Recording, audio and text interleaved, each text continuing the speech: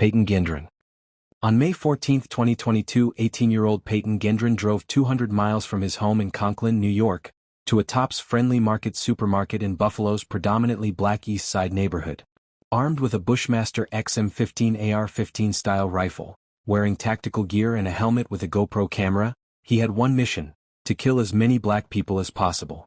He live-streamed the attack on Twitch as he fired 57 rounds, systematically targeting victims based solely on their race. When the chaos ended, 10 black people were dead and 3 others were injured. Gendron was a self-avowed white supremacist who had been radicalized online through platforms like Discord and 4chan. He authored a 180-page manifesto promoting the Great Replacement conspiracy theory, a racist ideology claiming white populations are being systematically replaced. On February 15, 2023, Gendron stood before Judge Susan Egan in Erie County Court for sentencing. The courtroom was packed with victims' families, many wearing shirts with photos of their murdered loved ones. Family members delivered devastating victim impact statements filled with rage and grief. Wayne Jones, son of 65-year-old victim Celestine Chaney, became so overwhelmed with emotion that he lunged at Gendron in court, requiring immediate intervention from security. When it was his turn to speak, Gendron, tearful and shackled, issued a brief apology. I'm very sorry. I did a terrible thing that day. I shot and killed people because... His voice cracked with emotion, but his words did little to ease the pain in that courtroom. Judge Egan showed no sympathy.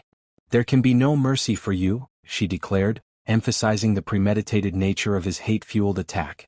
She sentenced him to 11 concurrent terms of life imprisonment without the possibility of parole, one for each murder count and the terrorism charge.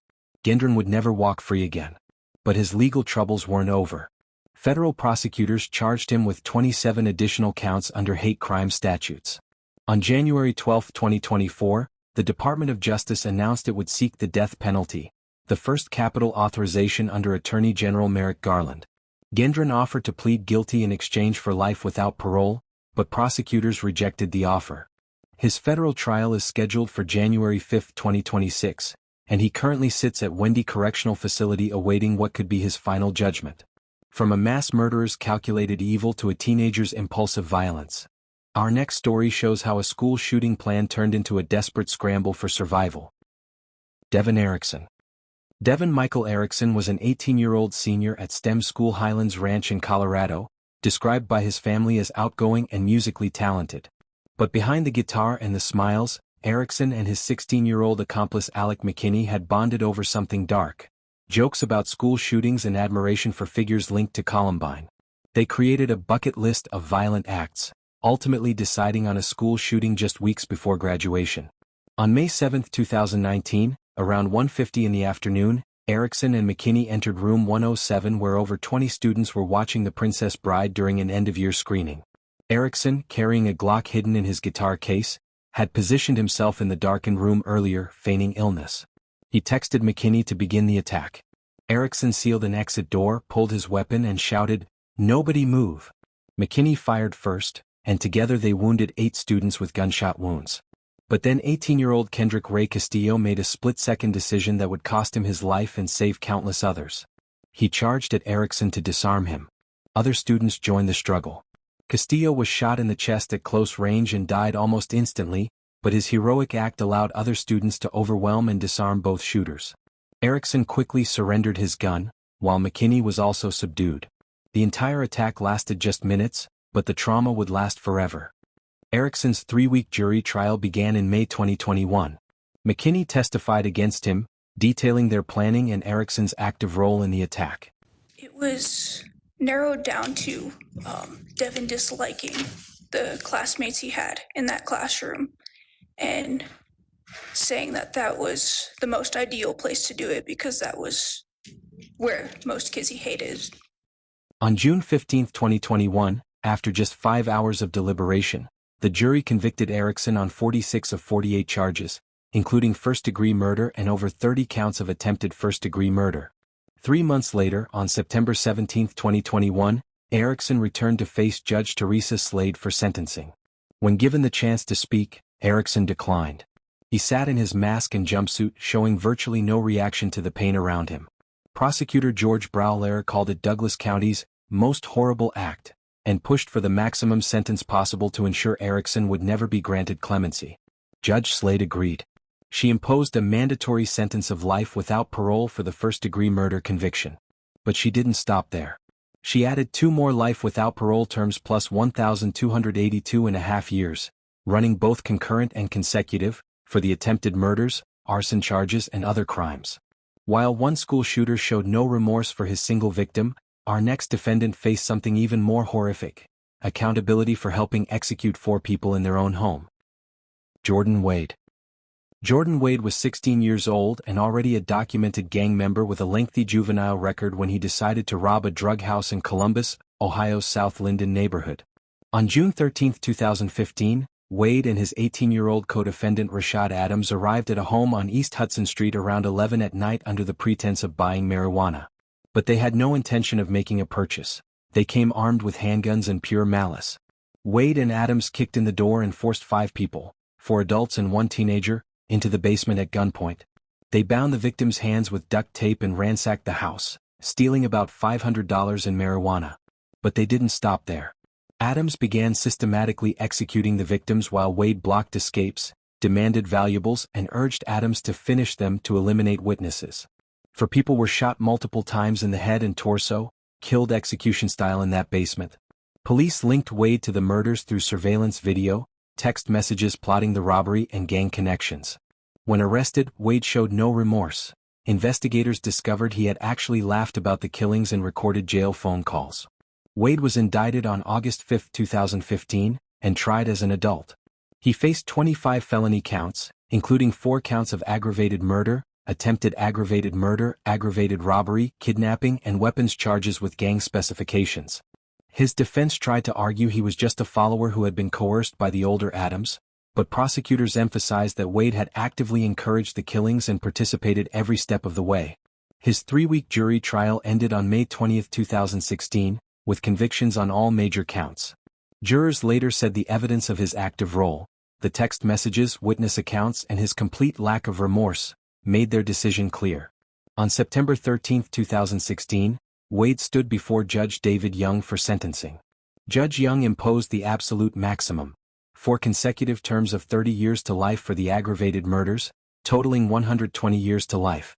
He added 52.5 years for attempted murder, robbery, kidnapping and burglary. With mandatory firearm and gang specifications, the total came to 172.5 years to life, effectively life without parole, with no possibility of release until he was over 188 years old. "You helped every step of the way," Judge Young stated flatly. On April 25, 2019, Wade was resentenced before the same judge. The court reviewed everything again: his gang history, his prior violations, evidence that he had encouraged Adams rather than being coerced, his lack of remorse. Judge Young came to the same conclusion: Wade exhibited permanent incorrigibility, not the impulsive mistakes of youth. The sentence remained 172.5 years to life. Appeals courts affirmed it again in 2020. From a gang member who murdered strangers for money to a brother who killed his own sister for no reason at all, our final story reveals perhaps the most incomprehensible crime of all. Savon Schmuss. Savon Schmuss was 16 years old with no criminal record when he committed an act so senseless that even investigators struggled to find a motive. On August 18, 2016, his 18-year-old half-sister McKenna Hilton came to visit their father's apartment in Grand Rapids, Michigan. McKenna was days away from starting community college, where she dreamed of becoming a nurse. She was described by everyone who knew her as kind, outgoing and full of potential. That evening, Savon strangled her to death with his bare hands. After killing McKenna, Schmuss wrapped her body in a blanket, placed it in the trunk of a car, and drove to woods near Emerald Lake in Kent County. He dumped her body in a shallow grave, covered it with branches, and returned home as if nothing had happened. 2 days later, on August 20th, hikers discovered McKenna's decomposing body after noticing a foul odor. The autopsy revealed petechial hemorrhaging in her eyes and neck fractures, evidence that she had struggled as her brother slowly squeezed the life out of her. When police arrested Schmuss, he confessed immediately, "I did it, I killed her." But when asked why, he had no answer. He described it as an impulsive argument that escalated, but investigators found no evidence of any dispute. There were no drugs or alcohol involved, no history of abuse, no financial motive. Nothing that could explain why a teenage boy would murder his own sister. Forensic evidence quickly linked him to the scene through tire tracks, fibers from the blanket, and his own confession. The crime devastated the family. McKenna's mother, Stacy Hilton, learned of her daughter's disappearance through a frantic call from McKenna's father, David Schmuss, the man both children shared. David himself had a troubled history, including a 2010 charge for taking an inappropriate photo of McKenna in the shower, which resulted in probation. The family dysfunction ran deep, but nothing explained Schmuss's actions. Schmuss was charged as an adult in Kent County Circuit Court with first-degree murder. On October 13, 2017, he pleaded guilty as part of a plea deal. Prosecutors agreed to recommend a minimum sentence of 40 to 100 years rather than life without parole, citing his age and lack of prior criminal history. This spared the family from enduring a full trial.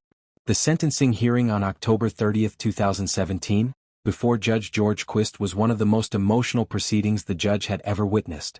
Over 100 letters flooded the court from McKenna's family, friends and teachers at East Kentwood High School, all describing her as vibrant and loving, and all demanding maximum punishment for her killer. Stacy Hilton's victim impact statement was absolutely heartbreaking. I don't know what possessed you to think that you had the right to take her life. And I hope that when you go to prison, you get exactly what you deserve. But what he did was so heinous, it was premeditated, it was so hateful, so evil. He doesn't deserve a second chance. McKenna doesn't get one, we don't get one. He doesn't deserve one. When given the opportunity to speak, 17-year-old Savon Schmuss declined. He remained completely stoic, showing no visible emotion as victim after victim's loved ones poured out their pain. His father, David Schmuss, wept openly and read a Bible verse from 1 Corinthians about love enduring all things, but Savon himself was unmoved. Love never gives up.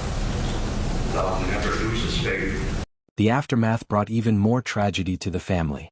In 2019, David Schmuss, the father both Savon and McKenna shared, was convicted of possessing child pornography in an unrelated case and sentenced to prison, compounding the family's trauma.